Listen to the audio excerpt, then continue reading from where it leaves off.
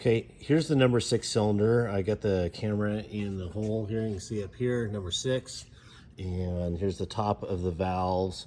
I'm gonna hand this to my buddy here. He's gonna record on this.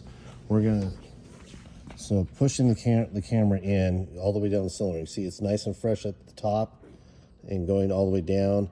There's very light marking, and that's the top of the piston, all the way at the bottom of the stroke.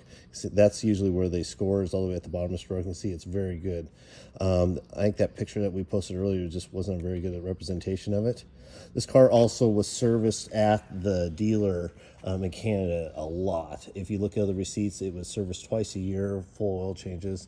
And was owned by actually a pretty prominent person, and this was one of his babies. He always took really good care of it. But again, I'll just go push the camera down the hole again. You can see there's really no scoring, no marking. Top of the piston level looks really good, and the bottom of the stroke looks perfect. So there's no bore scoring issues in number 6, and I appreciate if you guys check it out. Any questions, let me know. Thank you.